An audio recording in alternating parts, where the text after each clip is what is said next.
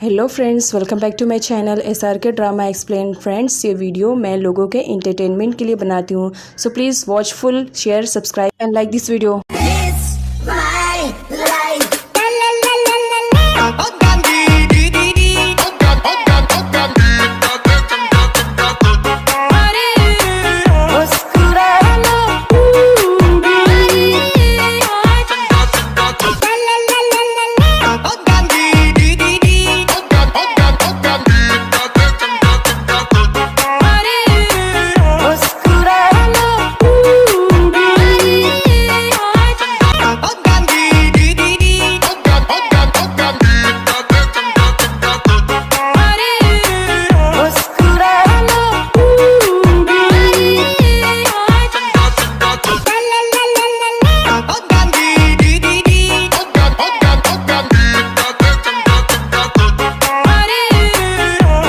Friends, हमने previous part में देखा था जॉम फा के बताए हुए लोकेशन पे पहुंच जाता है और वो फा को रिसीव कर रहा होता है।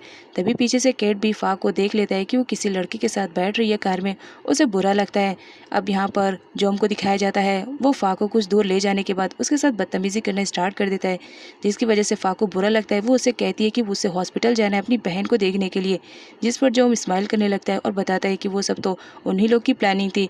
वो फा से पैसे की डिमांड करने लगता है, जिस पर फा बहुत ही ज़्यादा रोती है और कहती है कि नहीं, ये पैसे मैंने मेरे डैड के ऑपरेशन के लिए बचा के रखे हैं, मैं इन्हें किसी भी कंडीशन में तुम्हें नहीं दूंगी। जिस पर जॉम उसे धमकी देने लगता है कि अगर उसने पैसे नहीं दिए तो वो कुछ गलत कर देगा, जिस पर फा डर जाती है और वो कुछ अमाउंट निकाल कर देने लगती है। जॉम देख लेता है कि फा के पास और भी ज़्यादा पैसे हैं तो वो पूरा पर्स छीनने लगता है, जिस पर फा भी अपनी तरफ से पूरी कोशिश करती है कि जॉम उसके पैसे ना लेने पाए। लेकिन जॉम एक बॉय रहता है, इसी वजह से वो फा के पैसे छीनने में कामयाब हो जाता है। साथ ही वो फा को बहुत ही ज़्यादा परेशान भी करता है और उसे कार से धक्का भी दे देता है। नेक्स्ट सीन में जॉम को दिखाया जाता है जो मेसा के साथ आया हुआ रहता है शॉपिंग करने के लिए और उसे बताता है कि उसने जो प्लानिंग बनाया था उसके अकॉर्डिंग फा से उसे बहुत सारे पैसे मिले हैं, तो चलो शॉपिंग करते हैं। जिस पर मेसा भी जॉम की साइड रहती है और फा से छीने हुए पैसों से वो खूब सारा शॉपिंग करती है। नेक्स्ट सीन में फा को दिखाया जाता है जो बहुत ही ज़्यादा अपसेट और बैठी रहती है। फा की लाइफ में उसके मॉम डैड के बाद कोई थर्ड पर्सन था जो उसे समझ सकता था, तो वो सिर्फ टॉम था। टॉम फा का बहुत ही अच्छा दोस्त था, हर वक्त वो उसकी हेल्प के लिए खड़ा रहता है। फा को रोता हुआ देख करके टॉम समझ जाता है कि ज़रूर इसकी मदर या इसकी सिस्टर का किया धराया होगा, जिसकी वजह से फा इतना ज़्यादा रो रही है। वो फा का मूड चेंज करने के लिए उसे एक रेस्टोरेंट में लेकर जाता है और उसकी फेवरेट डिश को ऑर्डर करते हुए कहता है कि चलो अब इसे खा करके अपना मूड तुम ठीक कर लो, क्योंकि हर वक्त तुम्हें रात्रि और तुम्हारी स्टेप सिस्टर की वजह से अपने माइंड को ख़राब नहीं करना है। यहाँ पर फा को दिखाया जाता है वो भी टॉम को अपना बहुत ही अच्छा दोस्त मानती है। अनफॉर्चुनेटली फा जिस रेस्टोरेंट में टॉम के साथ आई हुई रहती है उसी रेस्टोरेंट में केट भी आया हुआ रहता है, क्योंकि बिजनेस के रिलेटेड उसे कुछ काम रहता है और फा को वहाँ पर वो दोबारा से देखता है। केट जब अपनी कंपनी में आता है तो उसे मालूम पड़ता है वर्कर्स के थ्रू कि सिया के कुछ बंदों ने उसके वर्कर्स को मारा है, जिसकी वजह से केट को भी बहुत ही ज़्यादा बुरा लगता है और वो सिया को वार्न करने के लिए बॉर्डर पे जाता है। यहाँ पर दिखाया जाता है केट का एरिया अलग रहता है और सिया का एरिया अलग रहता है। सिया अपने बंदों के साथ वहाँ पर आता है। यहाँ पर सिया को दिखाया जाता है हर तरह के इलीगल काम सिया करता है। आते ही वो केट पर बरस पड़ता है। यहाँ पर दिखाया जाता है सिया का इंटेंशन रहता है केट के बिजनेस को बर्बाद करना, क्योंकि वो अपने बिजनेस को बहुत ही ज़्यादा ऊंचे लेवल पे लेके जाना चाह रहा था, लेकिन वो केट की वजह से नहीं जा सकता था। इसी वजह से वो केट का बिजनेस बर्बाद करना चाह रहा था और आए दिन इन दोनों के बीच में इसी वजह से फाइटिंग भी रहती है। केट उसे वार्न करके वहाँ से चला जाता है। नेक्स्ट सीन में फा को दिखाया जाता है बेचारी पूरा टाइम तो बाहर काम करके आती है और घर आने के बाद उसकी स्टेप मदर का बिहेवियर उसके साथ बहुत ही ज़्यादा रूड रहता है। वो उसे बहुत सारा काम करवाती है और घर लेट आने पर भी उसे बहुत ही ज़्यादा सुनाती है। ये कहती है कि वो काम चोर है और इसे बिल्कुल भी काम करना पसंद नहीं है, जो कि ऐसा बिल्कुल भी नहीं रहता है। फा पूरा घर का काम भी करती है और साथ ही वो बाहर जाकर जॉब भी करती है और अपने घर का पूरा खर्च भी चलाती है और साथ ही वो अपने डैड को भी देखती है। यहाँ पर दिखाया जाता है जब वो सारे कमरों की सफाई करके अपने कमरे में सफाई करने के लिए आती है तो सफाई करते टाइम उसे अपनी मॉम की फ़ोटो मिलती है, जिसको रात्रि ने ऊपर से फेंक करके तोड़ दिया था। अब यहाँ पर फा अपनी मॉम की फ़ोटो देखती है तो बहुत ही ज़्यादा रोती है और यहाँ पर पास्ट का सीन दिखाया जाता है। फा की मॉम को कोई बीमारी रहती है जिसकी वजह से उनकी डेथ हो जाती है, लेकिन मरने से पहले वो फा को अपना लॉकेट देकर जाती है और कहती है कि बेटी इसे संभाल कर रखना, वो लॉकेट फा अपने गले में ही रखे रहती है और आज तक वो उसके गले में था। यहाँ पर फा बहुत ही ज़्यादा छोटी रहती है। जब उसकी मॉम की डेथ हुई थी, उसके डैड ने दूसरी शादी की थी ताकि वो फा को अच्छे से ट्रीट कर सके और एक माँ का प्यार उसे मिल सके। लेकिन रात्रि के आने के बाद फा की कंडीशन तो और भी ज़्यादा ख़राब हो गई थी। फा अपनी मॉम की फ़ोटो देख करके बहुत ज़्यादा रो रही होती है और कांच के टुकड़े उठा रही होती है। तभी वो कांच के टुकड़े उसके हाथों पे चुभ जाते हैं, जिसकी वजह से उसके हाथों से ब्लड निकलने लगता है।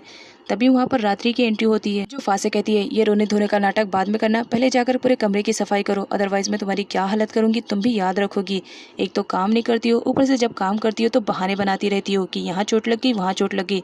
फा के जाने के बाद यहाँ पर रात्रि को दिखाया जाता है, वो फिर से उस डॉक्यूमेंट्स को देख करके बहुत ही ज़्यादा स्माइल कर रही होती है। फा बेचारी पूरा घर का काम फिनिश करने के बाद जब वो अपने कमरे में आती है तो वो नोटिस करती है कि उसके गले में तो उसकी मॉम का दिया हुआ लॉकेट है ही नहीं।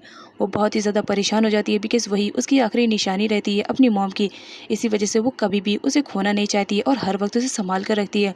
आज उसके गले में नहीं थी, इस वजह से वो बहुत ज़्यादा परेशान हो जाती है और हर जगह ढूंढ रही होती है, बट उसे कहीं पर भी उसका लॉकेट नहीं मिलता है। और मिलेगा भी कहाँ से जब वो लॉकेट केट के पास रहता है। केट उस लॉकेट को देखता रहता है और फा के ख्यालों में खोया हुआ रहता है कि वो कितनी ज़्यादा खूबसूरत है और साथ ही उसने उसकी फ़ोटो भी ली थी, तो इस वजह से वो उसकी फ़ोटो से बातें करता है। नेक्स्ट मॉर्निंग का सीन दिखाया जाता है। फा बहुत ही ज़्यादा अपसेट बैठी रहती है गार्डन में और वो अपनी मॉम डैड की फ़ोटो को देख करके उन्हें बहुत ज़्यादा मिस कर रही होती है और उनसे बातें कर रही होती है कि उसकी मॉम तो उसे छोड़कर चली गई है, लेकिन उसके डैड की भी कंडीशन कितनी ज़्यादा ख़राब है, वो हॉस्पिटलाइज्ड है। वो किसी भी तरह करके वो अपने डैड को किसी भी कंडीशन में ठीक करेगी। तभी वहाँ पर रात्रि की एंट्री होती है, जो अपनी बेटी के साथ आई हुई रहती है और वो जब फा को रोते हुए देखती है तो उसका मजाक उड़ाने के लिए उसके पास आती है। अब यहाँ पर जब वो देखती है कि फा के हाथ में उसके मॉम डैड की फ़ोटो है और वो सीने से लगा कर रखी है, तो फ़ौरन उन फ़ोटो को छीन लेती है और कहती है कि अगर तुम्हें ये फ़ोटो चाहिए तो तुम्हें मेरे पैरों में गिर करके माफ़ी मांगनी पड़ेगी। इसके अलावा रात्रि फा को ये भी कहती है कि वो बहुत ही ज़्यादा यूज़लेस है, वो घर में सिर्फ खाना खाने के लिए रह रही है, बाकी काम तो करने उसे हो ही नहीं रहा है। जिस पर फा उसे बताती है कि घर का जो भी खर्च है वो फा ही देख रही है, साथ ही वो अपने डैड का पूरा हॉस्पिटल का बिल भी पे कर रही है, जिसकी वजह से मेसा को गुस्सा आता है और उसे थप्पड़ जड़ देती है। फा के देखने पर मेसा उसे चिल्लाने लगती है कि तुम क्या मुझे हिट करोगी, तुम्हारी इतनी औकात नहीं है कि तुम मुझे हिट करोगी। यहाँ पर रात्रि को दिखाया जाता है, जो फा से कहती है, मैंने तो सिंपल कहा है, अगर तुम्हें तुम्हारे मॉम डैड की फ़ोटो चाहिए तो मेरे पैरों में गिर करके नाक रगड़ के माफ़ी मांगनी पड़ेगी, उसके बाद ही मैं तुम्हें ये फ़ोटो देने का डिसाइड करूंगी। फा के पास इंडिविजुअली वही फ़ोटो रहती है अपनी मॉम की, तो इसी वजह से वो किसी भी कंडीशन में अपनी मॉम की फ़ोटो को खोना नहीं चाहती है। जहाँ पर वो रात्रि से बहुत ही ज़्यादा रिक्वेस्ट करती है कि वो प्लीज़ उसकी मॉम की फ़ोटो रिटर्न कर दे। उसके पास वही एक फ़ोटो है अपनी मॉम की, बट रात्रि उसकी एक नहीं सुनती है और उसे कहती है, जब तक तुम मेरे पैरों में गिर कर माफ़ी नहीं मांगोगी तब तक मैं ये फ़ोटो तुम्हें नहीं दूंगी। जिस पर फा रेडी हो जाती है और वो डिसाइड करती है कि किसी भी तरह उसे रात्रि से अपनी मॉम की फ़ोटो लेनी है, तो उसके पैरों में झुकने वाली रहती है। तभी वहाँ पर टॉम की एंट्री होती है, जो फा को ऐसा करने से रोकता है। इस बात से रात्रि को बहुत ही ज़्यादा बुरा लगता है कि टॉम के आ जाने की वजह से फा उसके पैरों में नहीं गिरी, जिसकी वजह से वो उल्टा टॉम पर ही चिल्लाने लगती है कि उसे अगर फा से इतनी ज़्यादा हमदर्दी है तो वो उसे अपने घर क्यों नहीं लेकर जाए। जिस पर टॉम कहता है कि मैं तो फा को कब से ले जाने के लिए रेडी हूँ, लेकिन फा की जिद है कि उसे अपनी मॉम और सिस्टर के पास रहना है और अपने डैड का ख्याल रखना है, बस इसी वजह से वो नहीं जा रही है। जिस पर रात्रि को गुस्सा आता है और वो फा से कहती है कि मैंने कहा था ना कि तुम्हारे बॉयफ्रेंड को मेरे घर में अलाउ मत करना। यहाँ पर दिखाया जाता है रात्रि टॉम को फा का बॉयफ्रेंड समझ रही होती है, जिस पर फा कहती है कि वो उसका बॉयफ्रेंड नहीं, बस वो उसका फ्रेंड है। फा किसी भी कंडीशन में अपनी मॉम की फ़ोटो वापस लेना चाह रही होती है, इसी वजह से वो और सीन क्रिएट ना करते हुए वो माफ़ी मांगने के लिए रेडी हो जाती है। अब यहाँ पर फा को दिखाया जाता है, जो रात्रि के पैरों में गिर जाती है और उसे सॉरी कहती है, साथ ही वो कहती है कि वो उसकी मॉम की फ़ोटो उसे वापस कर दे। जिस पर रात्रि को बहुत ही ज़्यादा अच्छा लगता है कि फाइनली उसने फा को ये करने पे कन्विंस कर लिया, तो इसी वजह से वो उसे वार्न भी करती है और वो फ़ोटो को वहीं पर फेंक करके चली जाती है। मेसा को दिखाया जाता है, जो जाने से पहले फा को धक्का दे देती है और वहाँ से चली जाती है कि मेरे रास्ते में दोबारा आना नहीं।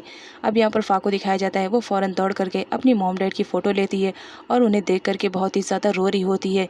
यहाँ पर टॉम को बहुत ही ज़्यादा बुरा फील होता है कि फ़ा के साथ ऐसा ट्रीट किया जा रहा है। वो फा से अपने साथ चलने के लिए कहता है, जिस पर फा कहती है कि वो बहुत ही ज़्यादा स्ट्रॉन्ग है, वो इतनी आसानी से हार नहीं मानेगी, उसे तो अपने डैड का भी ख्याल रखना है, इस वजह से वो नहीं जाएगी।